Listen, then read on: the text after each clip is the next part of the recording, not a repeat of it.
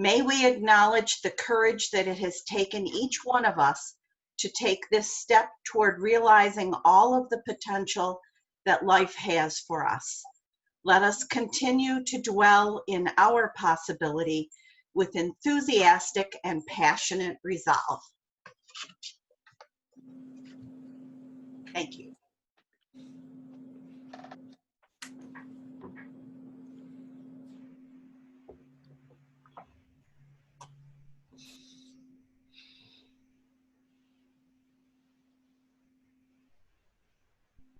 Are you there, Eric?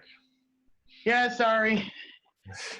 Had to find a quiet spot real quick. Now we do the pledge. Pledge allegiance to the flag, the United States of America, and to the republic for which it stands, one one nation, nation, under under God, God, indivisible, with liberty and justice for all. Amen. Thank you, Jackie, for the wonderful invocation this morning. Good morning, everybody. Happy Friday Eve. Are there any announcements from the floor? I see Karen Stewart, right? Is she the guest? Larry was. Yeah, Karen Stewart. She's from Rhetorical Roar Toastmasters. Oh, okay. Good morning, Karen. Thank you for joining us this morning. Are there any other announcements from the floor? All right. Well, I'll turn things over to our Toastmaster of the day, Sylvia. Well, thank you. Glad to see you all here this morning, and welcome, Karen. I do have, like I mentioned a little bit earlier, does anyone want to take the role of Adjuster Master, or we do not have to have it? It's up to you. Tom will. Great, Tom. I'm gonna put you down there. Thank you. Thomas. Okay.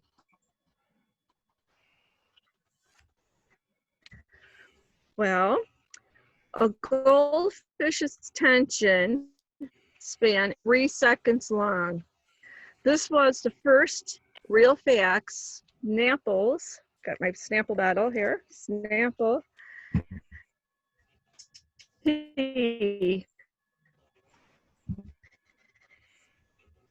This started as a marketing gimmick to bring people to have fun, but it's not really a marketing gimmick to me. It doesn't bring you to buy more iced tea from Snapple. But I do know, and I bet everybody has, when they do buy a bottle of Snapple, the first thing they do is read the cap before they drink their lemonade. A little bit of history. Snapple, some are not real, and you could tell by when you read them, like, there's no way this is real. And they're from their employees, and they're from the consumers. You could send in a real fact, and they may pick yours to publish that year. Little history with Snapple. It was founded in 1970 Arnold Greenberg. This company was originally known as, and I never heard this company, Unadulterated Food Products out of Long Island. Their part-time adventure was to sell fruit juices to health stores. Today, Snapple is owned by Dr. Pepper. Now I'd like to introduce some of our roles. And I will start with our double duty person this morning, Jackie, as Wordmaster. Thank you. The word for today is prevaricate, which means to speak or act in an evasive way. I did put it in the chat. To use it in a sentence, he seemed to prevaricate when journalists asked pointed questions. So it means to be evasive or vague or ambiguous. Prevaricate. Oh, prevaricate. Very good. Thank you. The answer this morning, I don't see Charles Deakins. We're going to wait a little bit. We'll pass that and go right to Nancy, our grammarian. Nancy? I am here. Thank you very much. Great. Okay. What a great word to start with. Prevaricate. And that's something that I can do well. And there are times to do that, and there are times to be exact and precise, and I appreciate that word for today. I will be your grammarian, and that means that I am looking, and I'm not looking, I'm listening for words and phrases that enhance your speech, or words or phrases that could be better used, or words that aren't correct in our language, wrong tenses, that kind of thing. And I will report back at the end of the meeting. Thank you.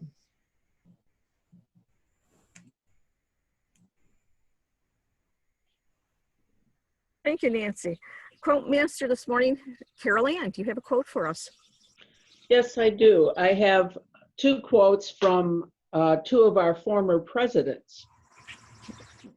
Freedom is never more than one generation away from extinction. We didn't pass it to our children in the bloodstream. It must be fought for, protected, and handed on for them to do the same. That's from Ronald Reagan. Another quote is, "Let us not despair, but act. Let us not seek the Republican answer or the Democratic answer, but the right answer.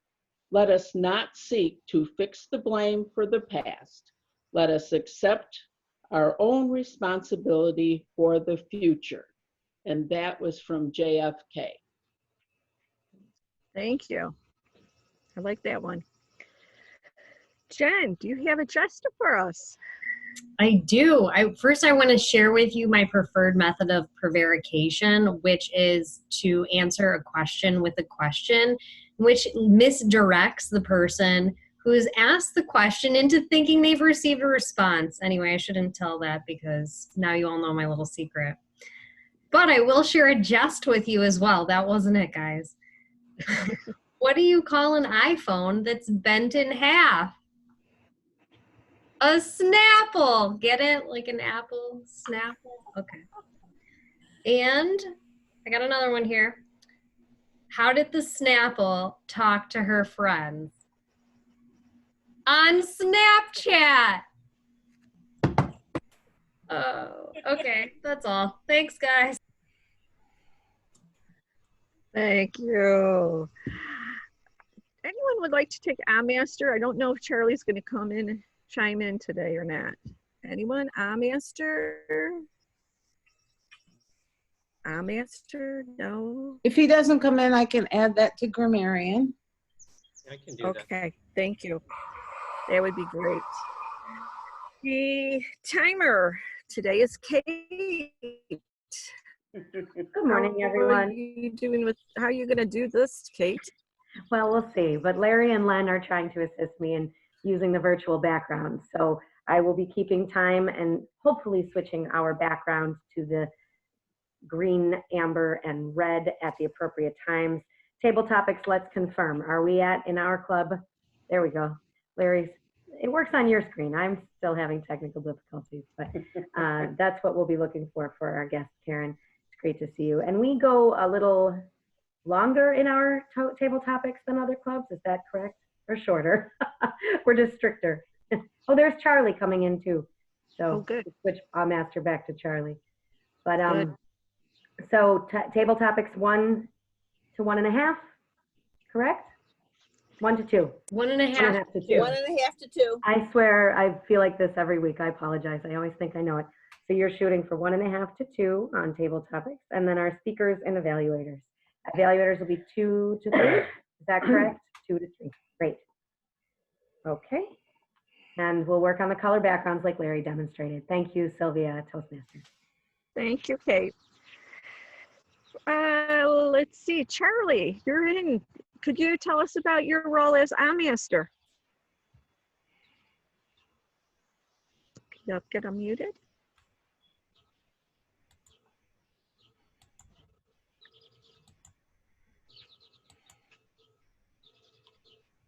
Don't know if you could unmute. Oh. Larry, could you unmute him? Uh-oh, I'm frozen. It's not unmuting. No? Yes, but he has to unmute, I think. Yeah. Okay. I thought maybe the host could unmute people. It just requests them to do that. Gotcha. Arlene? So we'll go to Thomas, volunteered to be my Toastmaster. Could you talk about that role, Tom? Yes, Madam Toastmaster. I am the gesture master this morning. I'll be looking for visual use of gestures, either by hand, body, or facial expressions. Great. Thank you. The table topics, Gerald Stevens. He's going to be doing quite a few today. Okay. Hi. We're ready for table topics, if I read the tea leaves correctly. So my table topics questions will be related to Snapple. And believe it or not, with the power of Google, you can find some of these random facts with Snapple. So that was pretty cool. And I believe I have 5 participants here that don't have jobs, or I believe don't have jobs. So the first participant will be Mr. Dave Licata. The first sport to be filmed was boxing. Are you looking forward to sports on TV? And if so, which one and why? Sports in general. Dave Licata. Good morning, Mr. Table Topics Master, and what an opportunity to prevaricate, because I've already twisted this around. As a Buffalo Bills season ticket holder, with a team that's been in the playoffs 2 out of 3 years, I was really looking forward to attending the games, tailgating with my friends, and more importantly, being part of the 12th man. Now, it looks like we're not going to be able to attend the games. So I'm getting real grouchy about sports on TV, because the thought of watching the game on TV at home is a far cry from what I'm used to. I will admit that I was never cared for baseball that much. I cared for it even less on TV, but through osmosis, through my son, Michael Licata, I am now able to sit there and watch a game on TV and take it for what it's worth. And what it's worth is a nice opportunity to relax. And sometimes I even care how it's going to end. I hate to admit this in front of my brother and sister Toastmasters. I actually don't have a favorite baseball team, so that's out. But once again, referring back to Michael, we have sports from all over the world and have had sports from all over the world ever since Michael learned how to use the remote. And I believe he was about, I don't know, maybe 60 days old. He had the remote. It was amazing. So I've watched Australian rules football. I've watched a lot of crazy sports, and even you know that they made cornhole a sport. They televised one of those matches. Golf is pretty interesting once they start putting, but my favorite sport on TV is when the Bills are on the road and I'm sitting in the comfort of my living room and I can watch my Bills on TV. Thank you very much, Mr. Table Topics Master. Thank you, Dave. I will continue to prevaricate some random facts from Snapple. Snoopy is the most common dog name, starting with an S, according to Snapple. Beth Banks, tell us about your favorite pet in your life, past or present. Beth Banks.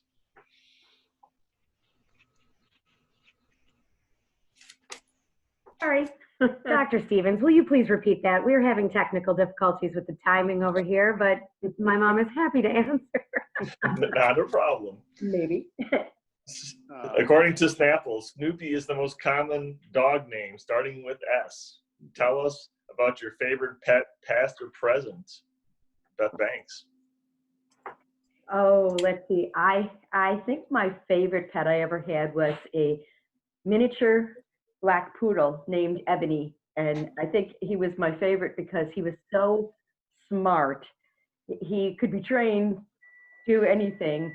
Unlike the little white part poodle that I have now, he actually was a dog who figured out how to untangle himself from a tree. And I had never seen a dog be able to do that, but he knew if he couldn't reach the sidewalk, he was tangled, and he would go out and start going around the tree again. And if I said other way, he would come to a dead stop and literally go the other way to untangle himself. So he was probably my favorite pet of all time. So I'm supposed to keep talking. Okay. I love the two little dogs I have now. They definitely have different personalities. Sammy is the princess. Teddy is the bulldog, although he has no bulldog, he's terrier. But he's my little dog who is my protector. He will get between me and any other person or dog who looks like they are coming towards me a little too quickly for him. I have seen him take on much larger dogs because he was not going to let them close to me in any way. So he's my little protector. Sammy is not. Definitely not. So I will try to not prevaricate and give you the straight answer there. Thank you very much, Madam Toastmaster. Our next participant will be Margot Bittner. The bulldog is the bullfrog, should I say, is the only animal that never sleeps. Sleep is coveted by many to dream. Tell us about a vivid dream or dreams you have had.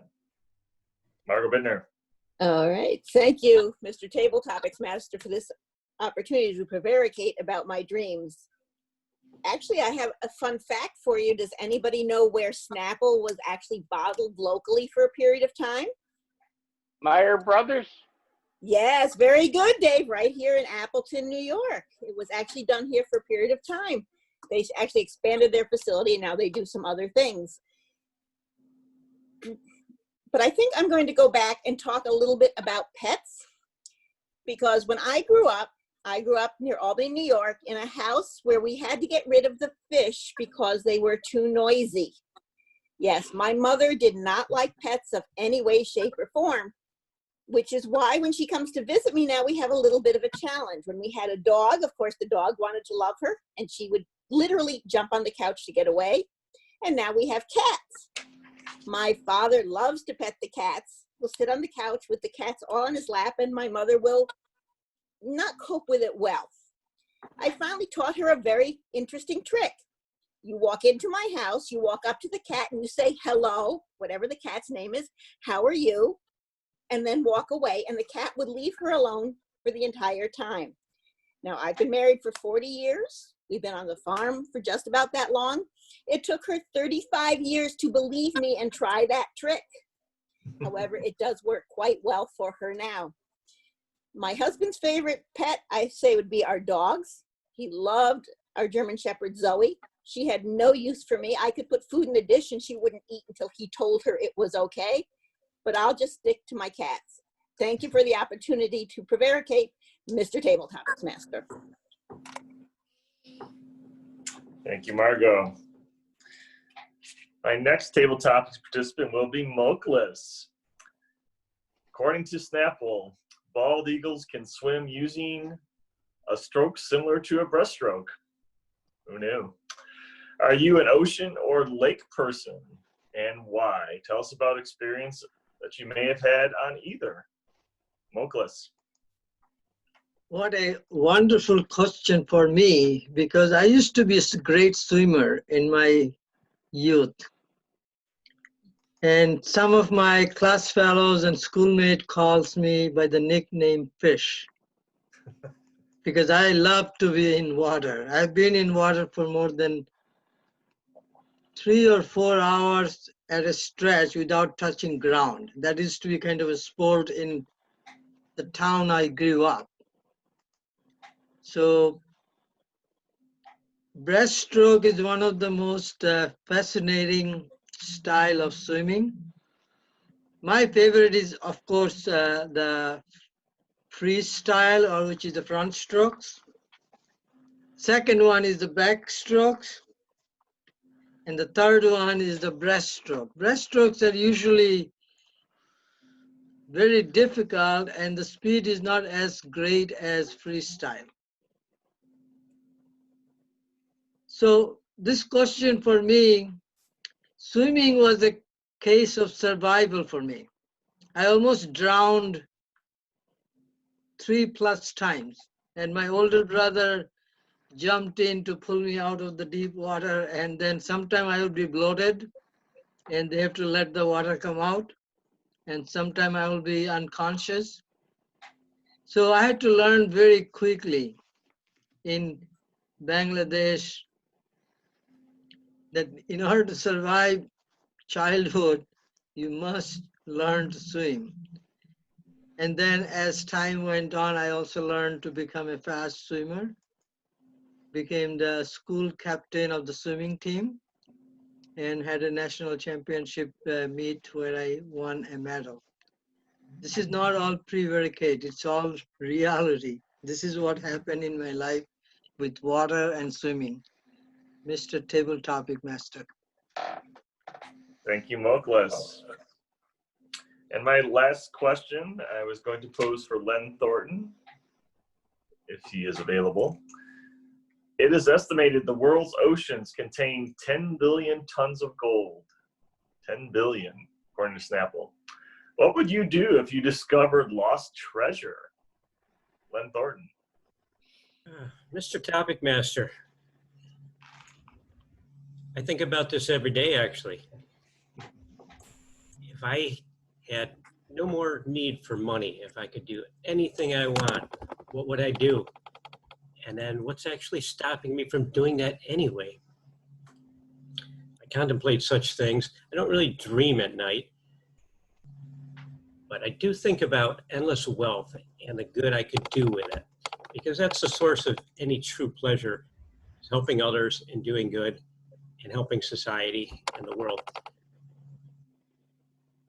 You look at people like Bill Gates, who's selflessly started the Gates Foundation and trying to cure diseases all over the world, and particularly Africa, and working on production facilities for the eventual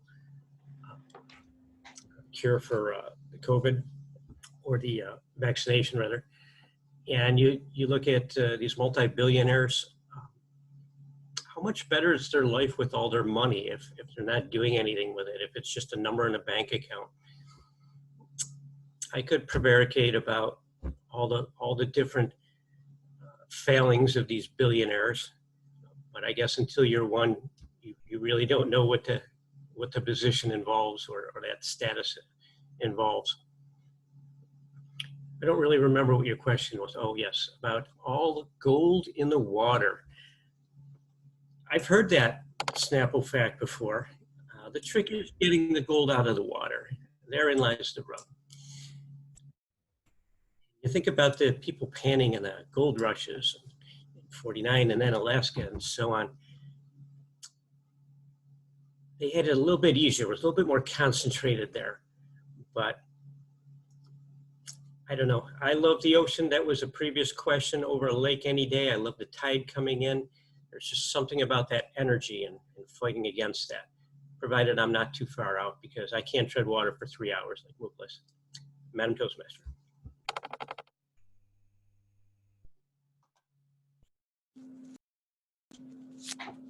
I'd like to get a few reports at this point. How did our table topics participants do, Madam Wordmaster?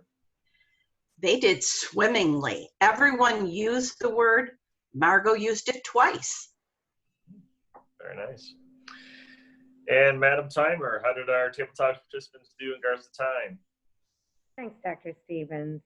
Everyone qualified today. Dave at 2:27, Mom at 1:47, Margot at 1:39, Mukhles at 2:04, and Len at 2:11. Thank you. Oh, Dave didn't qualify. Dave, I said everyone qualified. Dave went over with that, with the buffer, still went over 2:27. I'm sorry, Dave. Next time. So hopefully someone will put up a poll here where we can take a vote, and for everyone except for Dave. Back to you, Madam Toastmaster. Thank you. Thanks for doing so many of them too. It helps. I'm going to go back a little bit to the very first real facts. Number one, a goldfish attention span is 3 seconds long. I just posted my vote here. That is not a true fact. Apparently, Mythbusters tried to prove this. I don't know what they did exactly. They didn't go in detail on the internet, but they did try to prove that this was a fact or not a fact. And unfortunately, it's not a fact. It is a retired bottle cap, though, cap. And if you have it, it might be worth money. So if you see it, keep it. Okay. I am going to now introduce our general evaluator because I missed right over you, Mike. Sorry. Mike, could you tell us your part of your role today?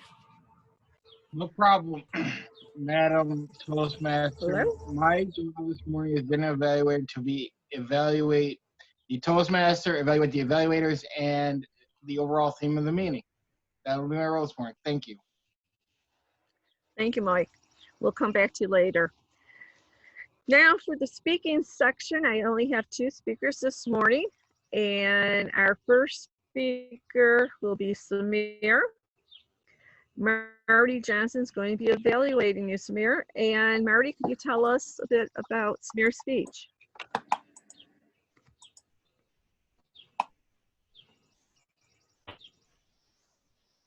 Marty, you're muted.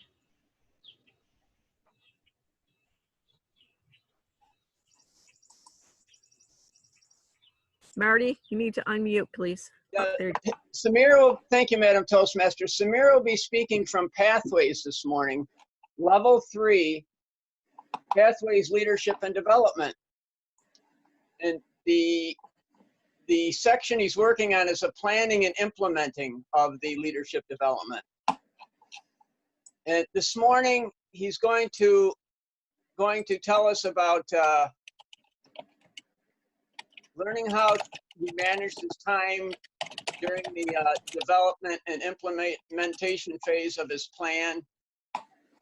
He's going to give us an overview of what he did. The time is 5 to 7 minutes. Thank you, Madam Toastmaster. Thank you. And Samir's title, I do have that. It is Project Completion. Samir? Thank you, Ms. Toastmaster, and thank you, Marty and fellow Toastmasters. My project was basically to work on writing a song and actually finish. My goal of this project was to write a plan that enables me to break through from something that just sounds cool and has good vibes into something I can actually say has a beginning, middle, and end. And it proved to be a little more challenging than I thought it would.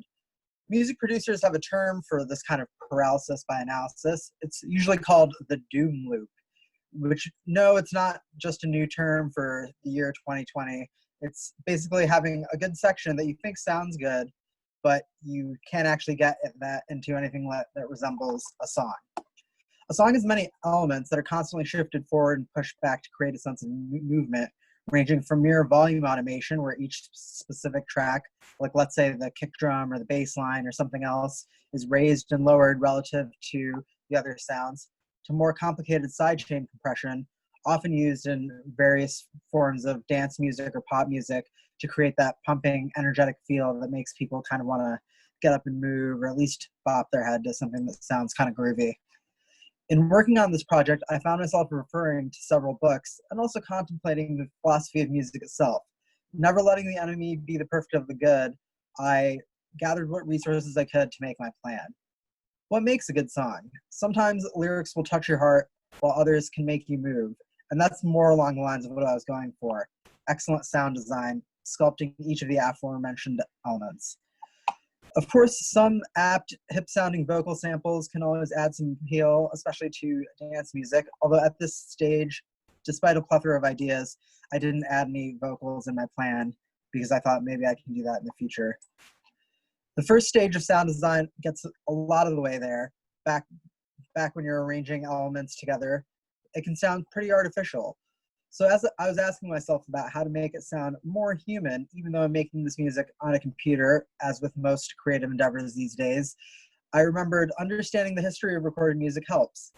After consulting a few more books, I recalled in my musical surfing that I'd found an article that succinctly synthesized the process of humanizing digital sounds, and it described it as sonic varnish, changing it little by little, bit by bit, with a variety of effects to create something pleasing, if not completely natural and still somewhat artificial. I found myself considering the evolution of how natural sounding instruments themselves evolved. Imagining the Belgian inventor of the saxophone, Adolphe Sax, tinkering endlessly with mountains of brass, leather, and reed wood around him to devise his variously tuned namesake devices. Now that I'd enumerated what was missing from transforming my doom loop into an actually good song, I needed some structure for my plan itself. That's where most people probably think of traditional songwriting, looking at various song structures from the simple jig, a simple verse and chorus call response, to the A, B, C, D, B, E, B, C, E, more common in various pop and dance music forms, which is what I ended up going with ultimately. Despite all of these efforts, I was still missing some kind of unnamed je ne sais quoi that maybe led me to think of motifs. Maybe my motifs were incomplete or misaligned between the different sections I had been working on. Now I needed to get a little closer to everyone's least favorite type of reading material, textbooks. I have a fairly sizable repertoire of books on music theory, and as many performing arts technology majors will admit, that can get a little boring. Despite this, having that kind of framework really helped me get through noodling around various sounds on various instruments and tightening up my harmony to really sound a bit more special. Specifically, I looked into music theory for melodic tension and resolution and used that in my song. One area in which the English language shines is technical jargon, but let me tell you, there's an underappreciated value to these seemingly superfluous names.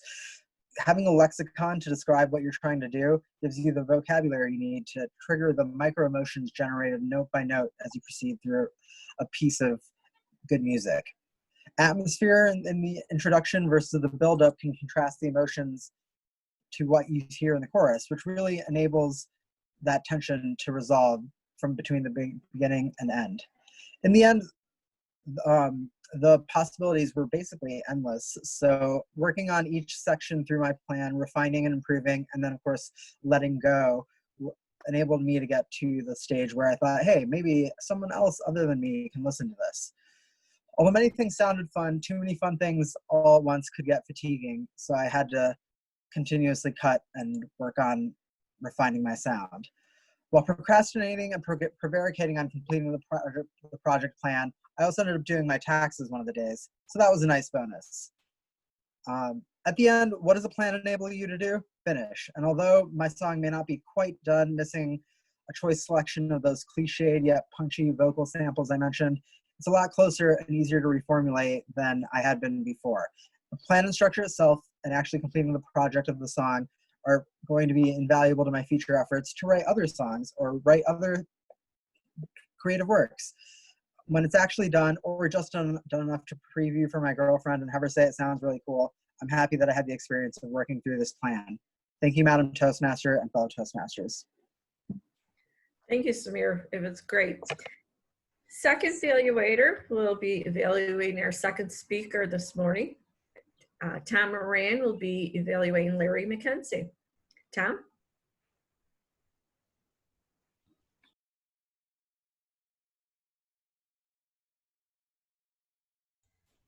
Thank you, Madam Toastmaster. Good morning, fellow Toastmasters and our guest, Karen.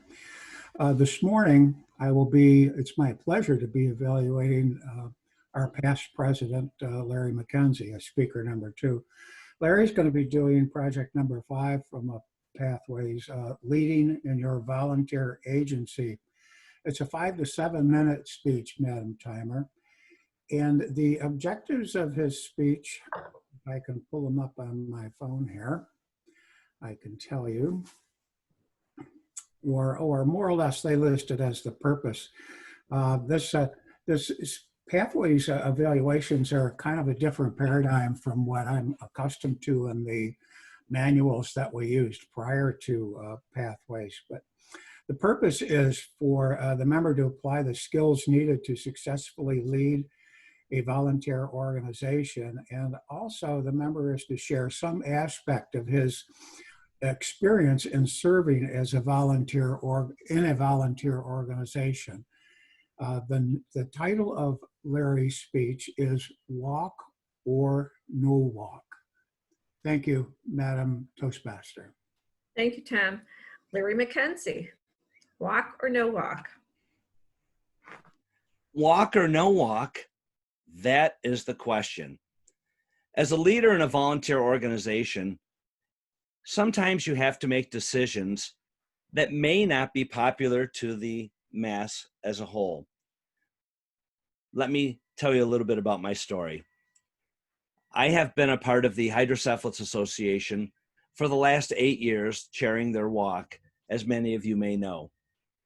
This year posed quite, let's just say, its own little dilemma because of the pandemic.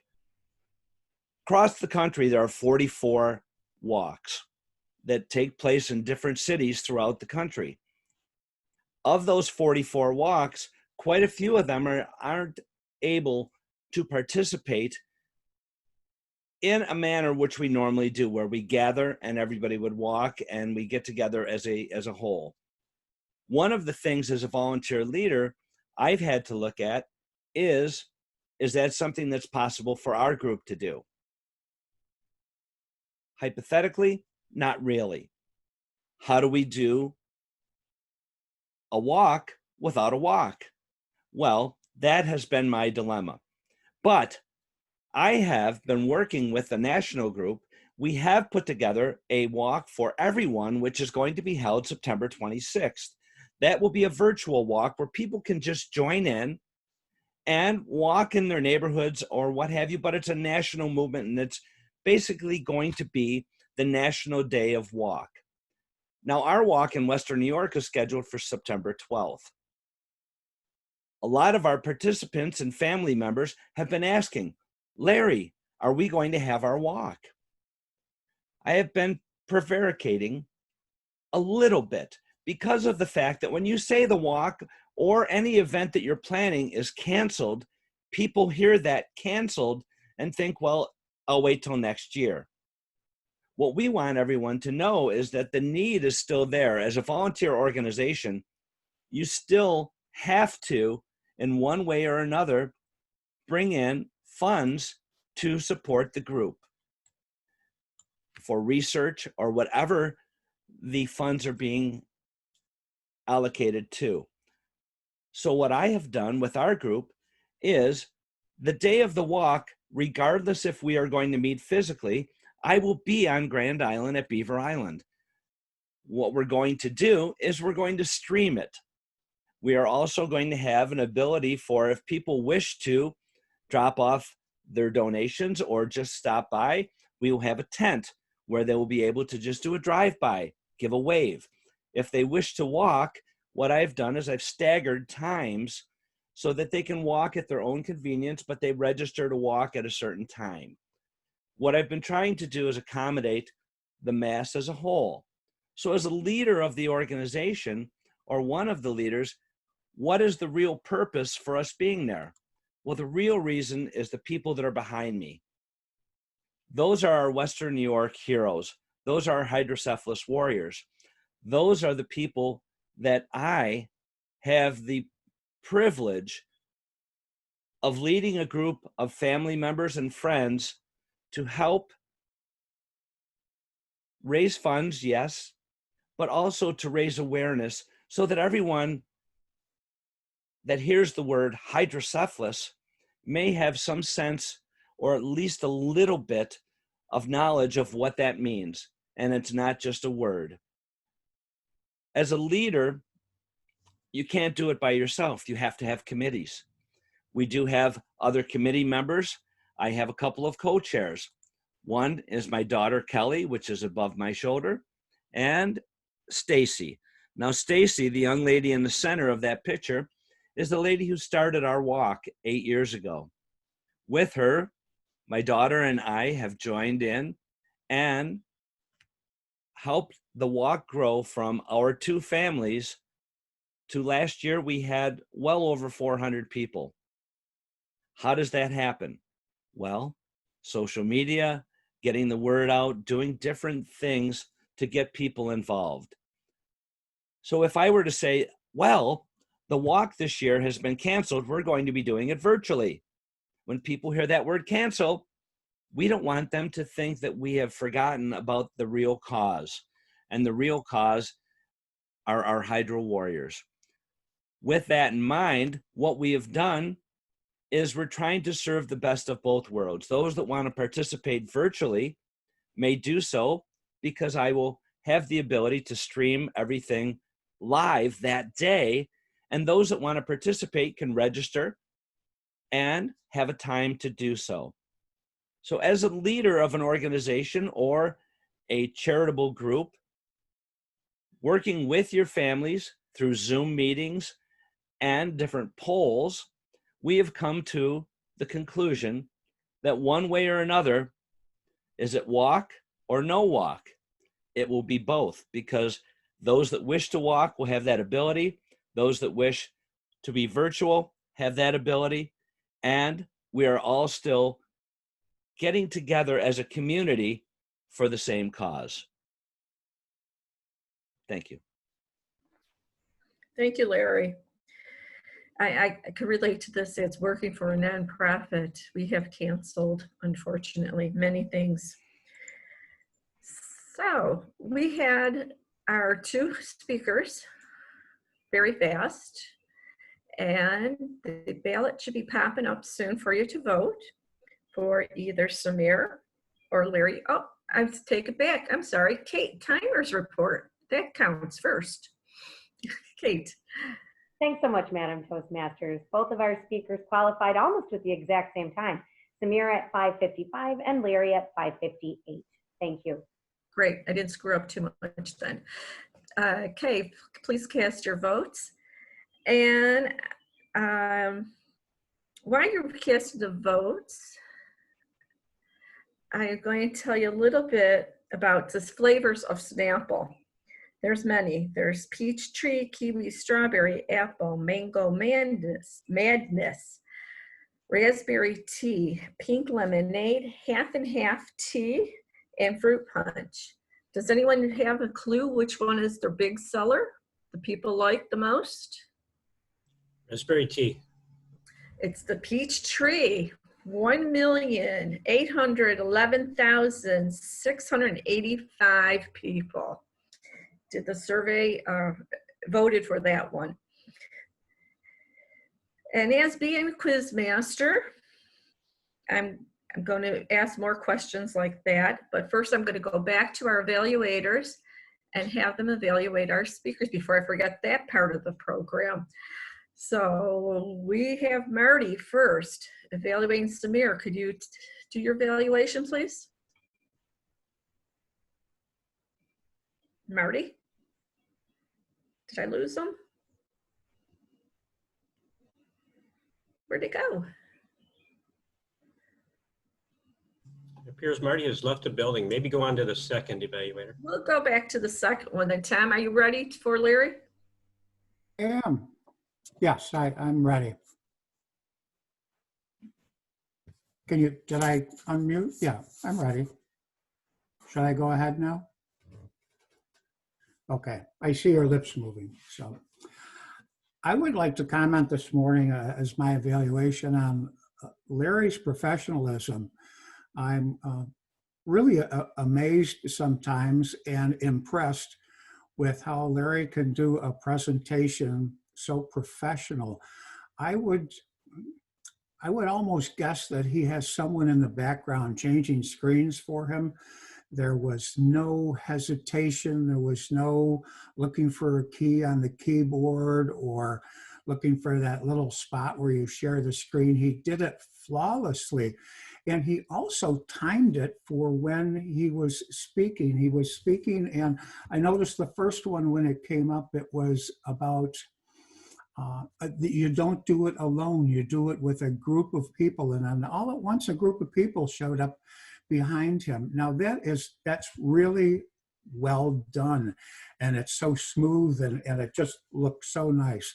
I'd also like to maybe quiz Larry sometime off camera on his lighting and how he projects himself on the Zoom, because it's very good. He is probably the best I've seen on Zoom as far as his lighting and how he appears on the screen. Now, part of the objectives of the speech was the audience awareness. Now, we know that he's on previous speeches given this type of speech on this subject matter. And I think he did a very good job of covering it and engaging us. I could tell people were engaged because I kept getting little pop-ups with people who had suffered similar dilemmas with their own volunteer engagement. I kept getting these little chat things that would pop up during Larry's presentation. He was very clear in his presentation. You knew exactly what he was talking about. He's very relatable because we've heard this before. He did I think just an excellent job. Now, I think one thing that he may do a little more of is he had plenty of time. He had a 5 to 7 minute speech, and he spoke for almost 6 minutes, 5 minutes, 58 seconds. He could have detailed a little bit about his subject matter, hydroencephalitis, because there are some individuals I know that are new to the club or a guest in the club who maybe do not know what this subject matter is. So I think a little more about that would have been appropriate. Now, I'm not trying to be a Dory for or prevaricate, but I enjoyed it immensely. I think Larry did an excellent job, and I applaud him for his efforts. Thank you, Madam Toastmaster. Thank you, Tom, for your evaluation. Now Marty is back, and we'll have Marty evaluate Samir. Thank you, Madam Toastmaster. Thank you, Madam Toastmaster. And Samir, excellent job on your speech this morning. I spoke with Samir yesterday. I just wanted to catch up with him and find out, exactly what he's working on, because I've been out ill for the last few weeks. And he told me he's working on keeping his eye on the camera, natural flow, working on reducing ums and ahs. And I think he did well on that. He did have a nice natural flow, Samir, and you spoke in a very non-prevaricate manner to us this morning. I heard you say that you found the plan challenging, and that's good to hear, because these projects are definitely made to increase in complexity as you go along. And usually when you're challenged and you run into trouble, you learn something, and you definitely did that. You gave excellent explanations about the song that you were writing. You challenge yourself and you gain some knowledge for the future. What an awesome accomplishment. Not many of us can say that we created a song or working on creating a song, so that's awesome in itself. There are a few things that I saw that I think they may help you. I did notice, and it was a little, to me personally, it was just a little distracting. I know you may have had an outline for notes, and I know sometimes people use notes, sometimes they don't. If I could give you one suggestion for your notes, perhaps keep them at the camera level, the outline, and just bullet points. And I feel that that'll help the audience engage with you, because they're probably more than 50% of the time, your eyes were fluttering above the camera. And I was trying to follow you, but it was a little distracting. And I'm just trying to be helpful. I'm not being nitpicky. But I think you're very professional. Your English is beautiful. Your English, your language flows perfectly. I hardly heard any ums and ahs. With that being said, the other suggestion would be try just to tell us more from your memory what you learned. Because a lot of times, if people have that personalized feeling or that personalized story, I tend to myself personally get drawn into the story if it's personalized, and I can tell that they may have some notes, but not relying on notes. I would work on that. And then a couple times you had opportunities where you possibly could have used your hands. Maybe it's some technological part where you're talking about the songwriting. I would suggest that also to help engage the audience. To summarize, Samir, I feel that if you use these suggestions, that it could perhaps help you in the future, in your future speeches. I hope you keep up the good work. Don't get discouraged because that you did not completely finish your song. You've done more than many of us. And I encourage you to not give up and keep working on completing the song. And I would love to hear it someday. Thank you, Samir. Thank you, Madam Toastmaster. You're welcome. Thank you, Marty. Great evaluation. Okay, back to Kate, our timer. How did our two evaluators do this morning? Thank you, Madam Toastmaster.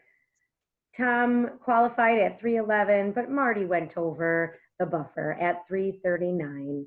So Thomas qualifies.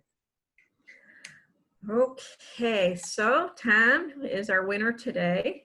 Congratulations, Tom. It's a little bit of quiz facts here with Snapple. And if you could tell me, if everybody unmutes and could tell me if these are true or false, because people have complained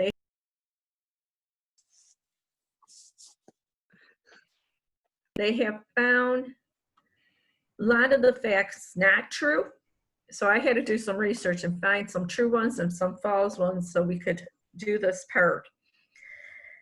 And the first one is, I could relate to this one, being a driver, and I think everybody else here can also. The average person spends 2 weeks of his or her lifetime waiting for a traffic light to change. At least. You think at least? Well, it is false. It's not 2 weeks. Unfortunately, we spend roughly about 6 months. Oh, wow. You're right. And 5 years just waiting in lines. And I was at the bank the other day and I could relate to that one too. Camels has 3 eyelids. True. True. Due to this desert. Average human eats 8 spiders in his and her lifetime while sleeping. That is false. It's probably more. Okay. That is false. And a honeybee has 5 eyes, 1 on each side and 3 in the center of this head. True. True. It is true. Thanks. Hey, you guys are good. The average human being's dreams last 2 to 3 seconds. True. It is false. Pause. The study was done and some last 5 to 10 seconds and some last from 2 to 4 hours. And the very last one, I won't bore you too much. Animals that lay eggs don't have belly buttons. True. They don't need them. They don't need that. That's right. That is true. So now I'm going to turn the meeting over to our general evaluator, Michael Kata. Hi, Mike. Hey, Mikey. Thank you, Madam Toastmaster, fellow Toastmasters, and our guest this morning. Sylvia, when I saw your theme this morning, I was curious because usually when you have to pick such a narrow topic, it makes it more difficult on you as the Toastmaster to present it well. But I think you did a great job. I think that taking charge and making yourself the Quizmaster was a great job because you kept us engaged throughout the meeting. The topic was well researched, which I give you a lot of credit for. You were very prepared this morning. And overall, I think you did a great job. I did also notice that you went from outside to inside. And I think maybe it was because your internet connection was a little bit fuzzier outside. And I did notice that early in the meeting. But thank you for... I live in Gasport. We're lucky to have internet. Fair enough. Fair enough. So thank you, for you ironing out the details. I know that with doing everything volunteer, thank you again for volunteering this morning. And on to our evaluators. Marty and Tom are two experienced Toastmasters. They can present a lot of their ideas well in evaluations. We had two very strong speakers.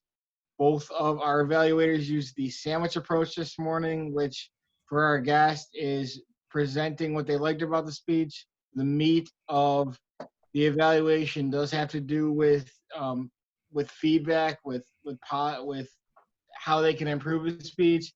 And then we usually here at AM Lockport like to close with what they liked about the speech and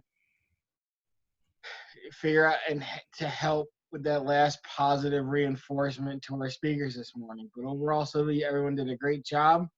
It's always impressive to me that we're able to get so many members in this day and age with everything that's going on in the world. So I will turn the meeting back over to our Madam Toastmaster, Sylvia. And that is the end of my report this morning. Thank you. Okay. Well, we're going to go to the job holders. Let's see what's going on here.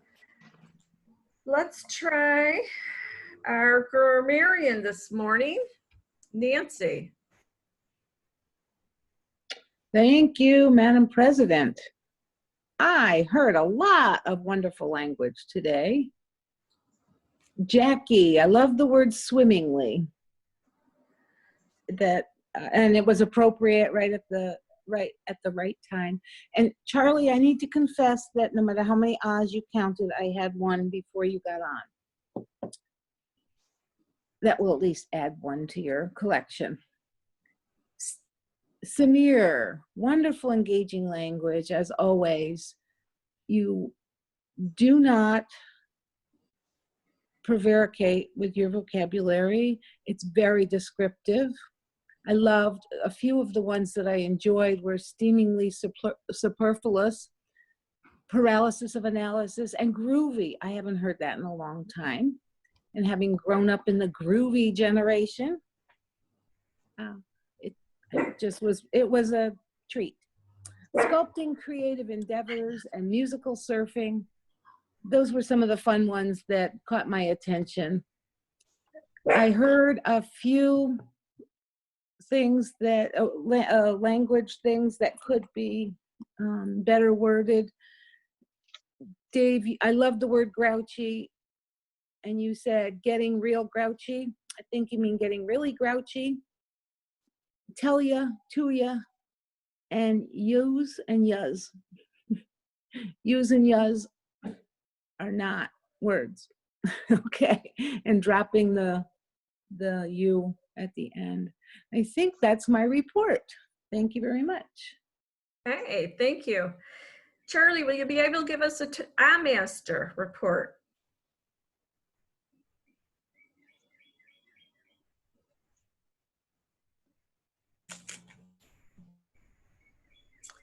Nancy, could you complete that? I don't know if you kept track after when Charlie came in.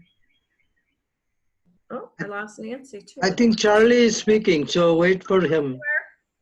Charlie, could you give us an master report?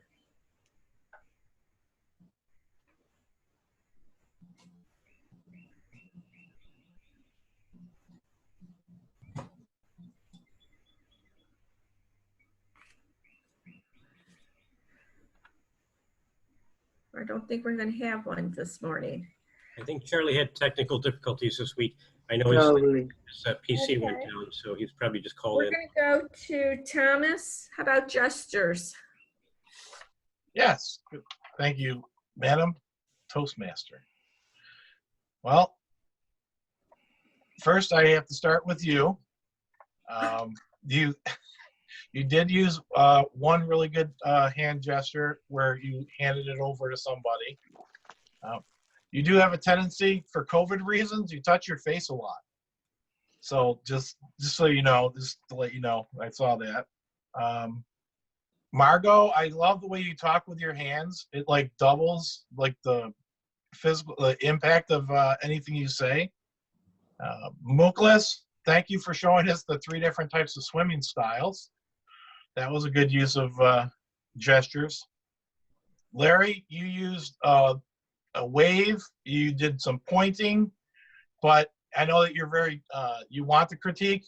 You did talk a little bit too much with your hands. If you go back and watch yourself, was very distracting along the bottom of the screen to see your hands moving around a lot. That's all I did catch because I ended up having to leave for a short period of time during the evaluations. Thank you. Thank you. How did our word do today, Jackie?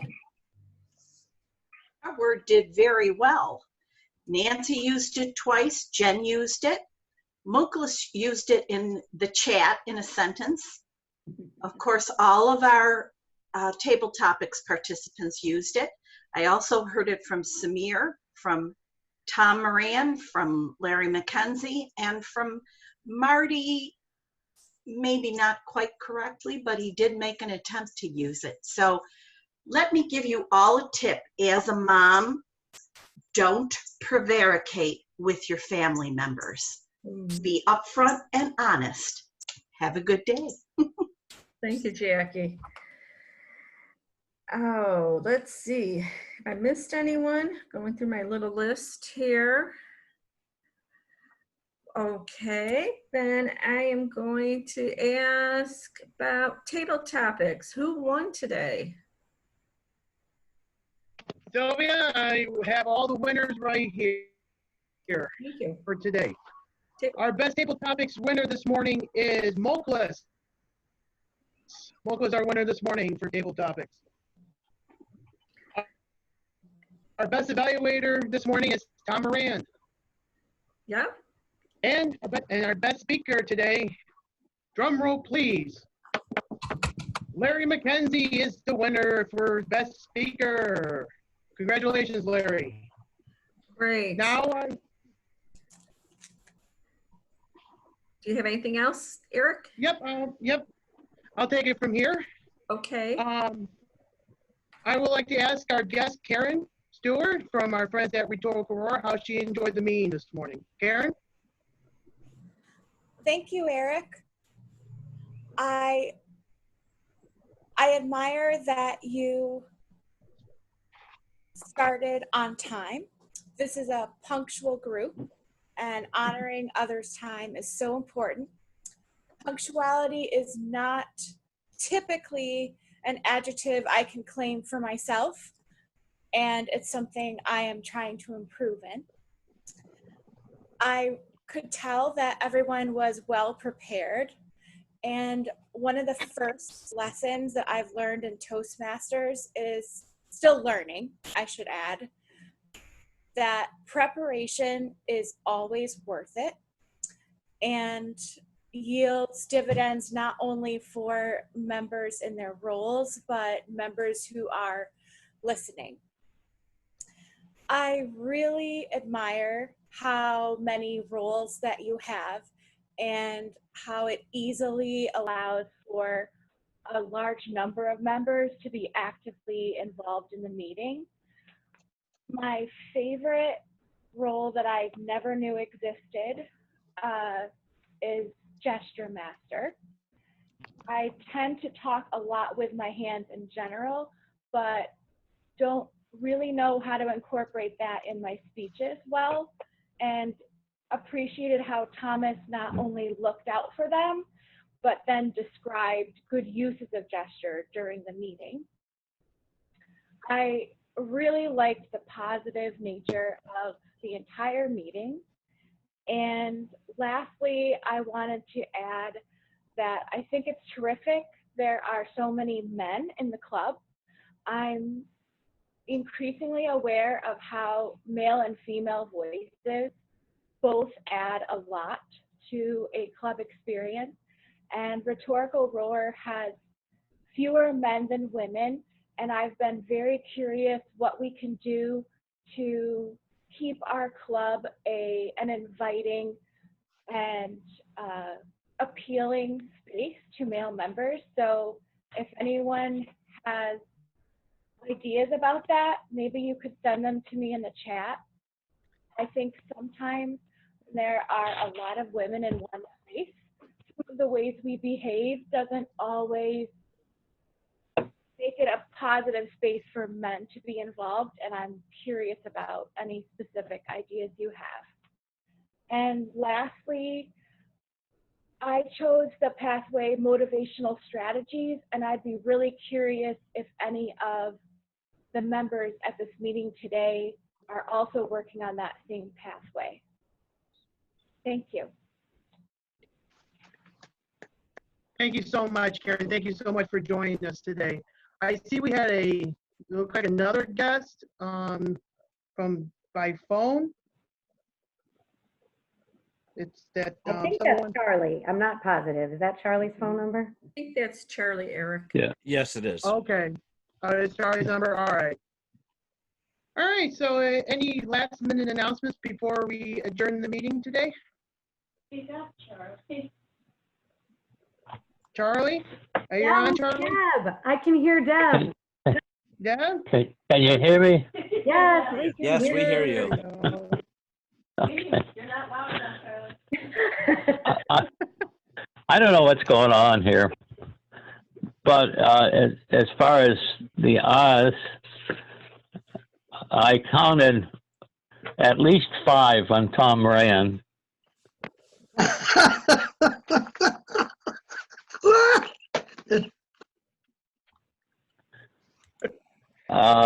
One He on must be Marty. thinking of me, not Tom. Oh, this.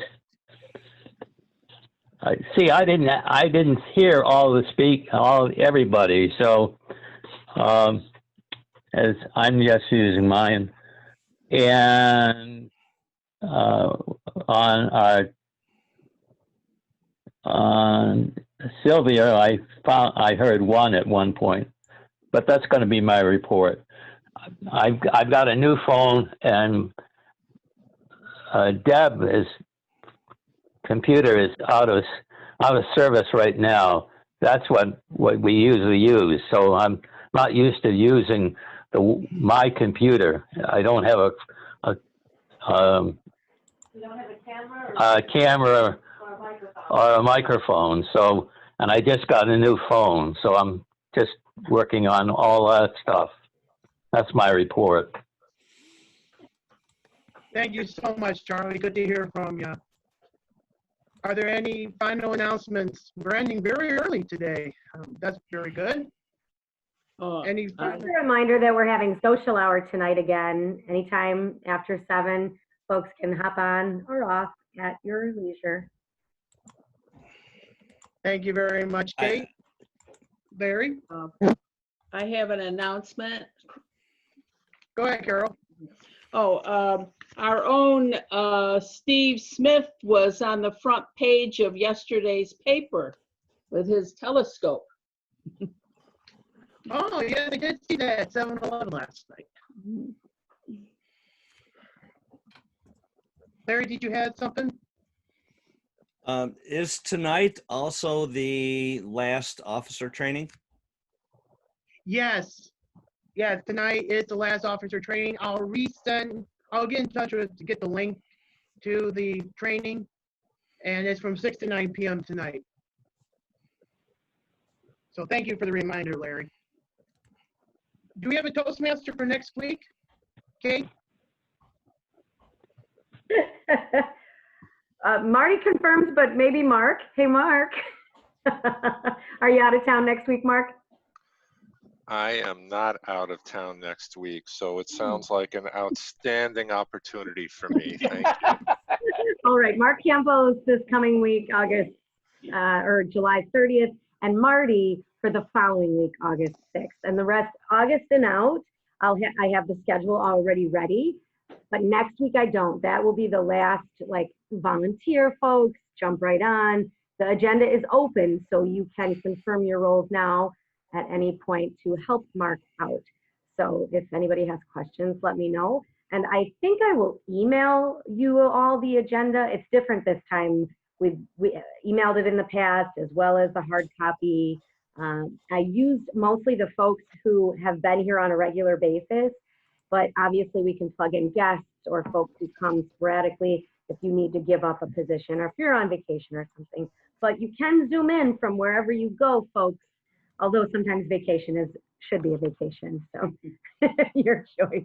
Thank you, Mark, for doing next week, and Marty for the week after.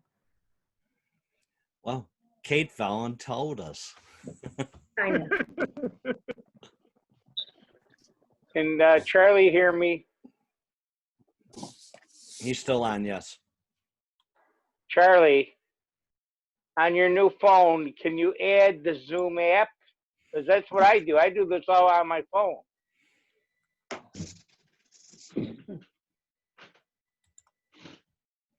Oh, well. That's a real fact. All right, ladies and gentlemen, Toastmasters, that's our meeting for today. Have a great weekend. Stay tuned for Post Toasties. Have a good weekend. Thank you all.